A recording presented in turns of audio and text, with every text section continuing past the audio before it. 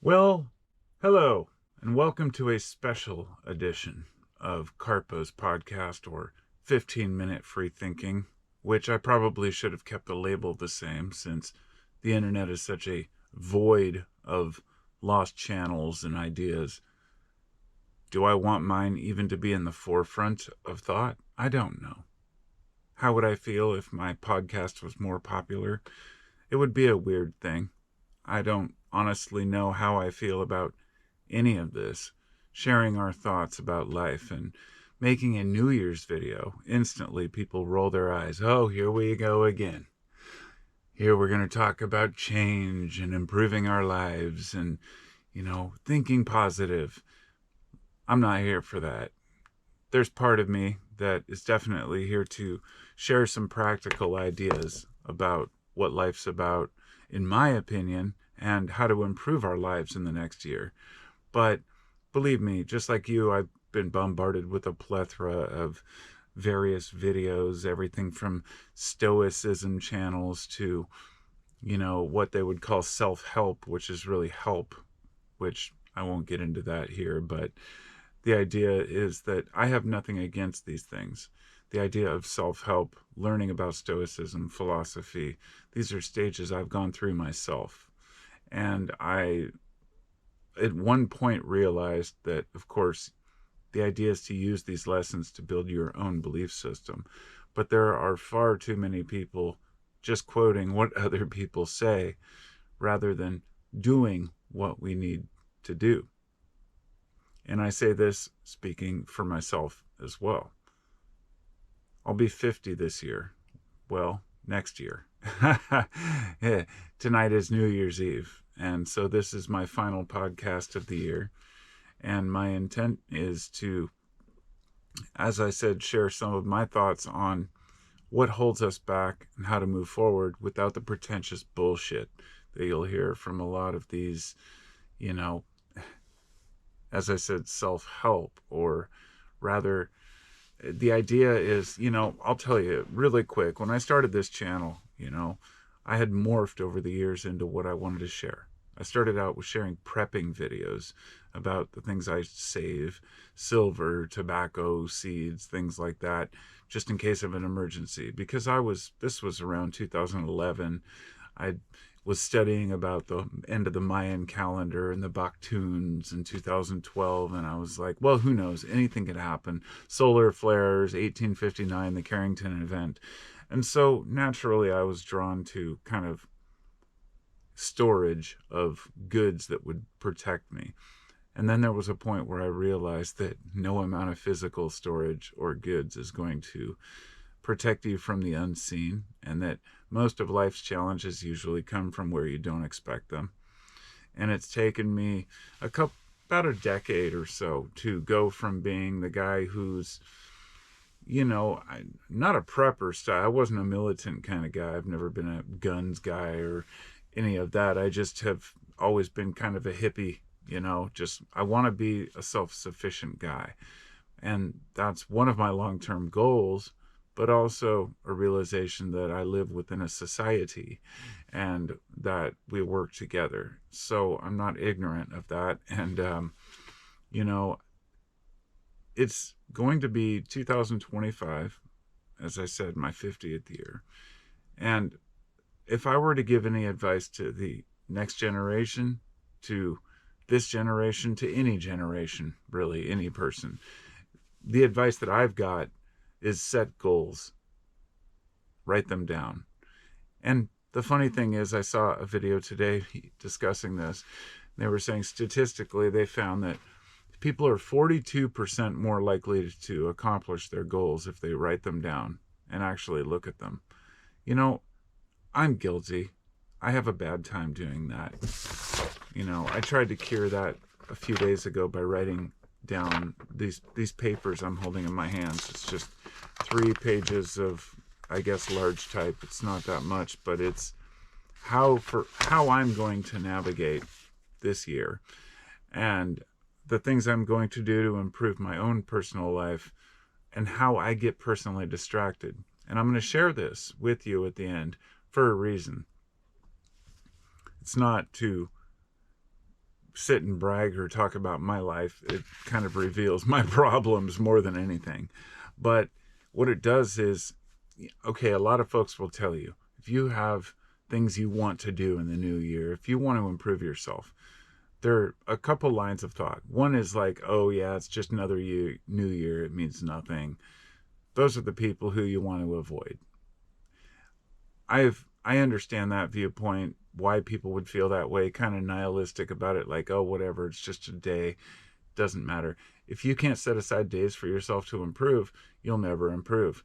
And a lot of folks don't want to. Many of us improve in different ways, at different rates, many different forms of intelligence, and not everybody thinks the same. But setting goals, I think, can help us all. So one of the goals I think we should all set is to completely avoid consumerism as much as possible. This means not buying shit you see. Look for anything that says sponsored or ad. I don't click on it, but people do. They must, because otherwise they wouldn't be there. You see, sure, I'll bump it by accident sometime and be like, how the fuck did I get here? But generally, I have a system of completely avoiding any type of ads if I can. I have Firefox and ad blocks, so I don't have to see bullshit ads on YouTube. And yeah, it helps revenue. I still watch videos on my phone, which I still get ads because Google, of course, it's hard to get around that. There are apps and whatnot, but let's just say, the point being, it's not that big of a deal. I get it. People need revenue. They need to get paid. But the funny thing, and what I was going to mention in the beginning, is that a lot of these channels that this time of year will tell you about how to make New Year's resolutions, channels that are based on like betterment, self-improvement, things like that. They kind of like hawkishly come in on this, this holiday is the one to, there's just, I know content is, sporadic and depends on the algorithm, but I haven't even looked at any of these things and they're just popping up everywhere. I'm like, okay, I get it. It's the new year. People want to make a change. They want to see positivity. They want to see improvement. Well, I think that a good step, as I said, is, to avoid the consumerism, but also stepping into the new year to start small and try to improve something, do something big. I was thinking about doing like a video each month where I set a goal at the beginning of the month in a video, and then like at the end talk about it. And then I'm like, well, that's pretty self-serving. I don't want to make videos that are self-serving. I'd rather share my stories of the people who subscribe to my channel. And the funny thing is, I was going through my old hard drive last week, and I found this file of folders, and it said subscriber pictures. And I found all of you guys' pictures, any of you who still subscribe, that had like your painting. It was during COVID, and it was like all the art people were doing. And I was like, send me your shit and I'll share it. When I have an editing program and I can put this together, I'm actually going to share all my subscriber art in this one video, and just, the creations of people, because we all need to be more creative and follow our creative passion. That's part of the discussion. So on a side note, before I forget, if you want to send your art, whether it's a sculpture, a picture of a picture, whatever it might be, send it to my email, carpo420gmail.com, of course. And I'll check it out and put it in the folder. And I try. Look, I'm not the kind. I don't have a crew of people who help me out here. I'm just a guy who makes videos in my back room. That's why my channel's never grown. I don't have editors or people who can help me like market or anything, because I don't want to market. I want to just make videos and talk about life. And that's what I'm doing. I think it's all about like practical wisdom. So, as I said, people who write their goals down are 42% more likely to complete them. So I'm going to start doing that. But I need to say, more importantly than goals, and because I think a lot of that's total bullshit. It depends on the person. That's what I'm saying. Follow your heart. I mean, this is something that we have to give up sometimes because we have to, like, okay, so you have kids, for example. You love your kids, you do anything for them, but you also might have a passion that, requires a lot of your time. You have to give up some of that passion to raise your kids. There are times in your life where you'll have to sacrifice what you want to do for what you need to do. And that can be a difficult thing for people, but I think in the long run, we come back to our, interests. For me, it was like not just art, but philosophy and kind of, I guess, alchemy, if you will, religion in a way, but my own belief system, my own understanding of God, if you will. And so following your heart is something that might take time. You can't rush it. Make sure that you're not forcing yourself to, like, do something you can't do at the time. In other words, your long-term goals need to be set apart from your short-term goals. And if your long-term goal is some sort of a self-discovery, you can set it on the back burner for a while. It's okay. Trust me. It's better because that's part of alchemy. It's the fermentation, the calcification, even if you're, depending on how you view time. But we need to stop stressing ourselves out of guilt and worrying about things we can't control, because as humans, we're just kind of programmed for that shit. So one self-rule I would say for the next year is to, first off, listen to people. In fact, this is more important now than ever. Listen to what people have to say. Listen to their opinions and why they feel the way they feel. This is the only way we're going to heal the divide people have over the stupidest shit, whether it be religion, an ongoing battle, or politics. Listen to people, but then stop listening to people. And what I mean by that is we should always have the goal to listen to what everyone has to say in a room, and then step back, use our own understanding to try to derive a conclusion that may or may not agree with the group. And yes, it's been shown that people will agree with the group if they're not aware of groupthink, that they will agree with a group of people who have a wrong answer even if they know it's wrong. Plenty of experiments to show this, how people tend to just kind of fall in line. And that's not their fault, really. It's natural selection. Evolution has brought us to this point where following the group can be safer, because often we're the one with delusions. If we follow the group, like if one guy's having a bunch of hallucinations and seeing shit that isn't there and everybody else is telling them it isn't, and they're saying, no, come on, we've got to go this way, he's going to believe them because he is self-aware enough to know that they're probably more aware than he is, if he trusts their judgment. But so that's off topic, but I wanted to say, on the note of following your heart, following your passion, do it only when it feels right. We know. You just know in your heart when something feels right. And when we ignore that, we push it aside, it causes a lot of internal strife in the long run. You can suppress something for a while, but not for very, very long. Another note I would like to say in the new year is make time for silence, to do nothing. I mean, we don't do this enough. I really try to just sit quietly and think.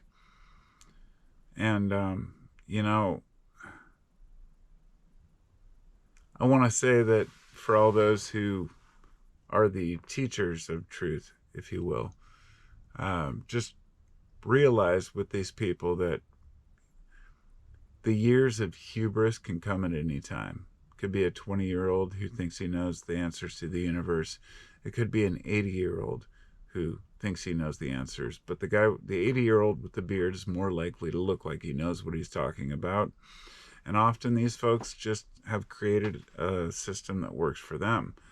There's always faith versus assurity and confidence versus ego. In other words, we can be confident about something, but not have to be egotistical about it.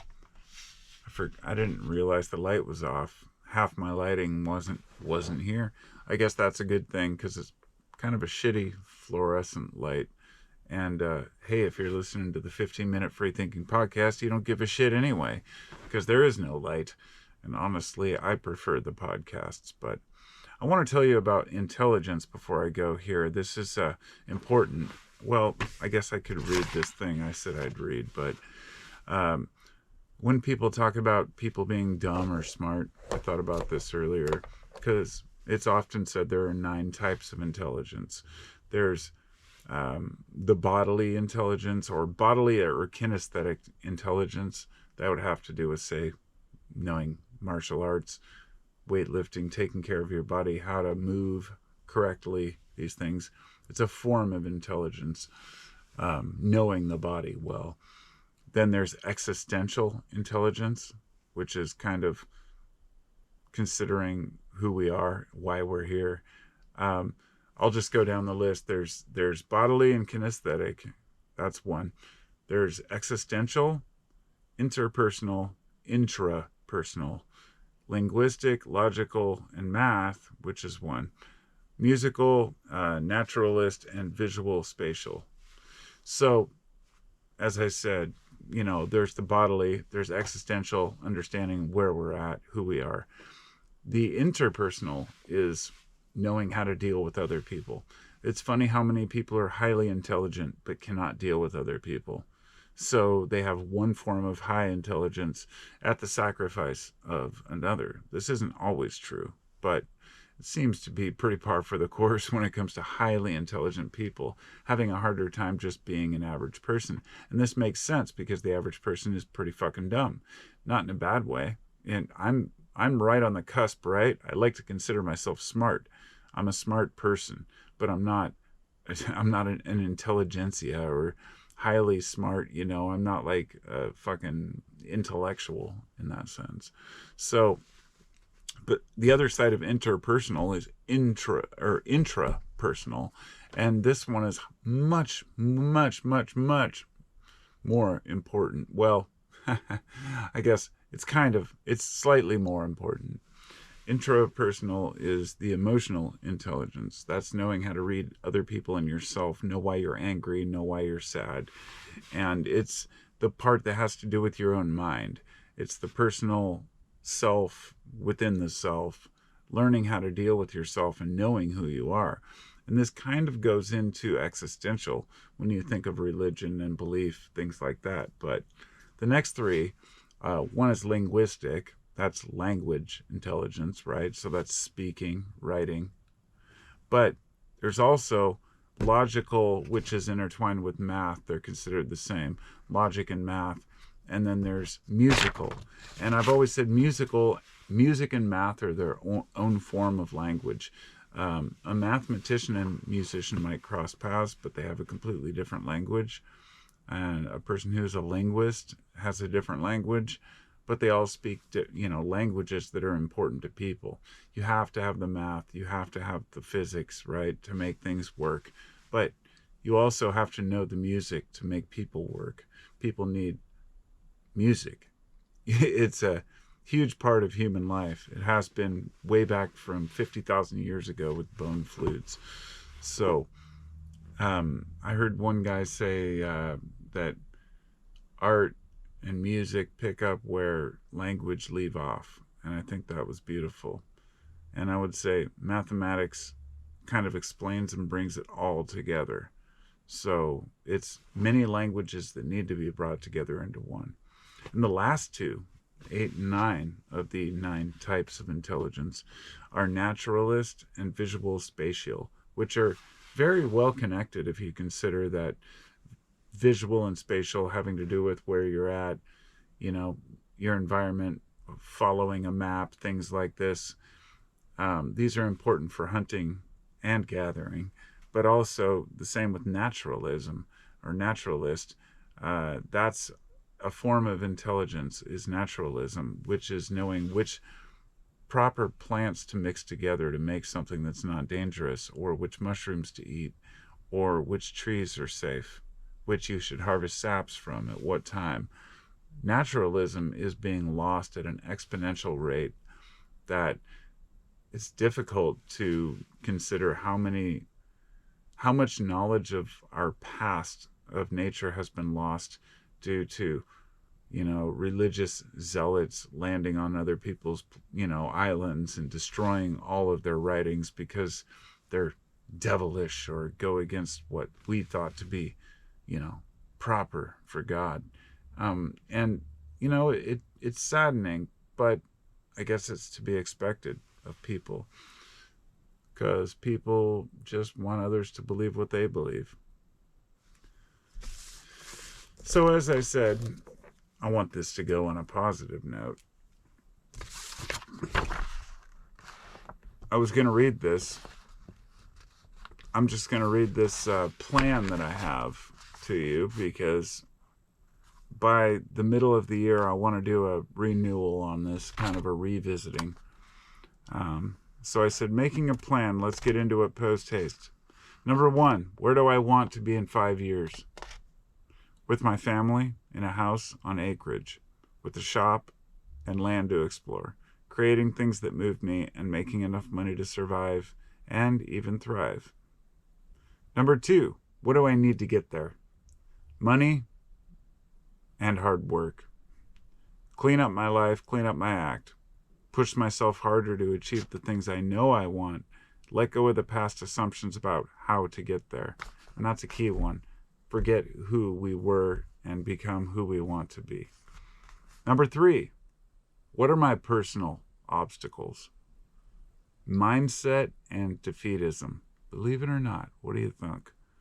Acceptance is what it is rather than what it could be.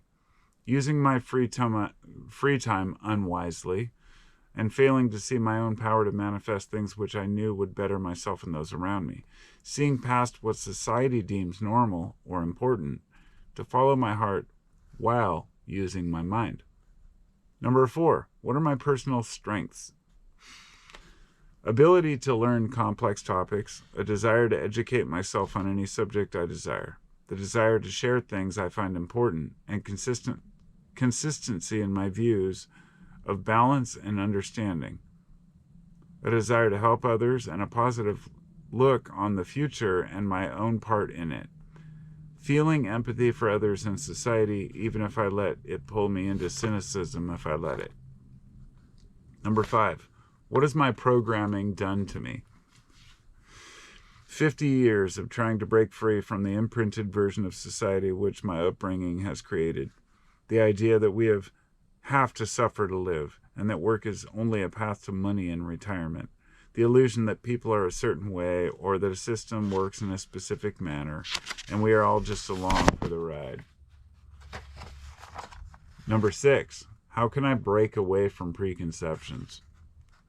See the illusion, the Maya, understanding that we are limitless in our ability to do great things, and not trapped by our own psyche. To take action without fear or failure, and dive headfirst into things that I find may be useful for myself and those I love. Realizing that work is life, not something we do in life. Each man grows by his own accord, and there is no age of reckoning shared by anyone. The 20s are for education, the 30s are for family, the 40s are for confusion, and the 50s are for revelation. Making it through the confusing years can only bring us clarity if we are patient and take the time to learn the things we need to. Number 7, what really moves me to action? Lighting a fire under my ass, literally, or seeing something as a challenge that I find interest in.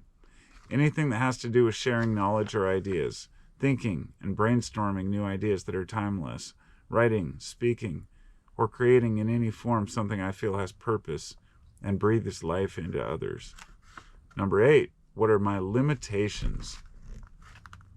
A fear of failure or disappointment, a lack of motivation to start things that seem too far away or complex to understand. Having enough faith in myself to push through and complete something I begin, instead of losing interest and moving on to new things halfway through. Limited ability for long-term physical labor, but a desire to stay healthy and in shape. A scattered way of thinking, and a tendency to get easily addicted to new things and ideas, not to mention substances and habits.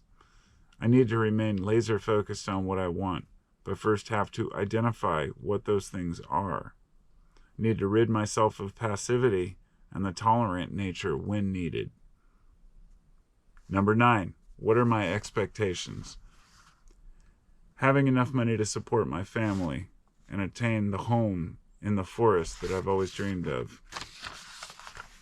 Doing meaningful work that goes beyond just making a living into the realm of helping others attain understanding and self-empowerment that they can share with others to make the world a better place. Create a deeper connection with God or Gaia and thin the veil between myself and my true nature without sacrificing my worldly self. Keeping balance. Clean up my own room literally and figuratively, as a clear environment can help with clear thinking. Stop allowing myself to be overwhelmed by things that are easily remedied, knowing that there are plenty of things that I cannot fix, to do so where I am able. The old AA mantra. And number 10, the last one here. What obstacles are in my way to achieve the things that I desire in this life? Self-limiting beliefs and defeatism that creep in when I am at my lowest. An inability to express how I truly feel, and a limited set of tools to deal with motivation and pushing through to the end of a project.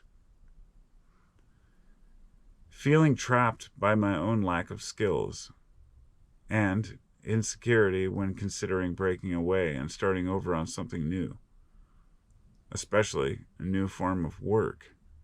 Feeling trapped by the limit of my work skills and how to earn money.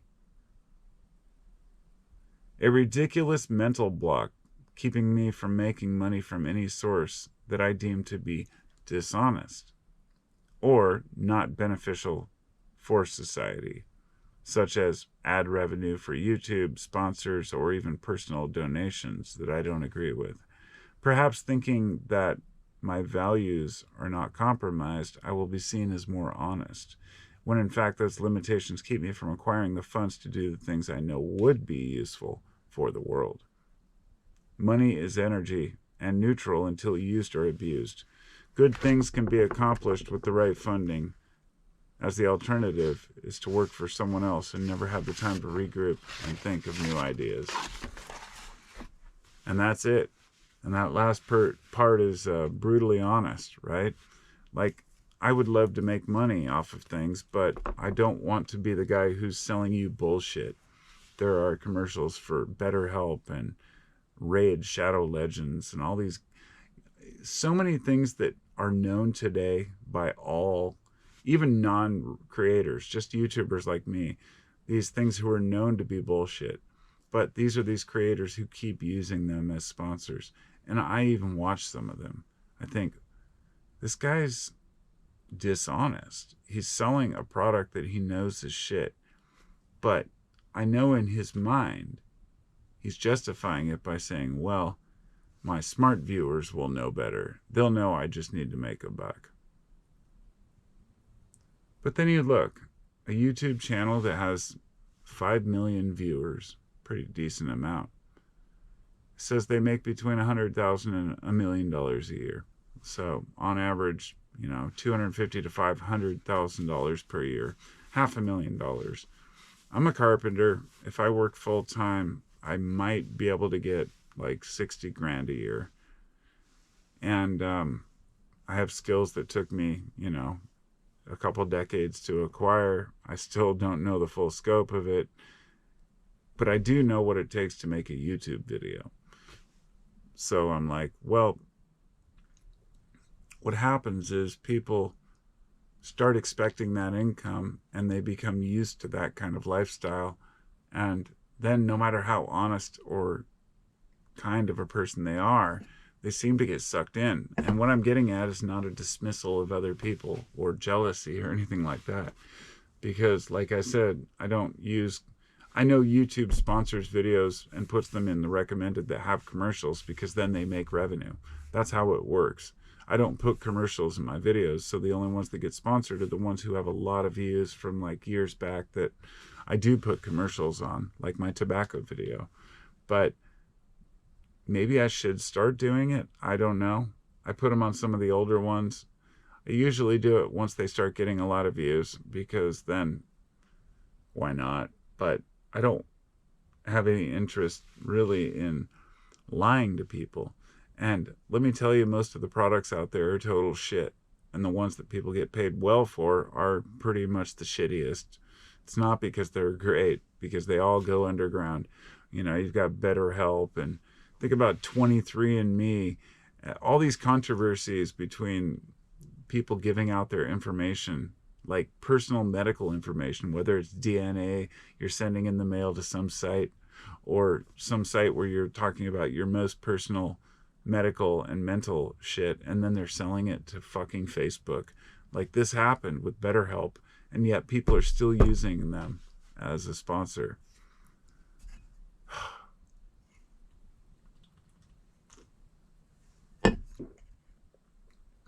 So, maybe that's my own griping. In the new year, maybe I'll find a good sponsor that I can believe in, that I could use for my channel.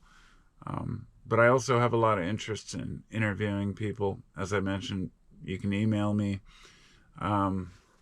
whether you want to contribute some of your art, or for the thing I was going to share, I mentioned earlier, you'll have to go back if you don't remember, or if you would like me to maybe do a collaboration or something with you if you do your own videos. It's hard for me to keep up. If I did this full time, I guess I wouldn't have to have a job, and then I wouldn't have to work. But I like to work. It's a conundrum. Anyway, Happy New Year, my friends. I was going to say motherfuckers, but mofos. Well, whatever. Happy New Year, motherfuckers. And I'll talk to you next time. I'll see you next year. Be well. Take care of each other. Much love.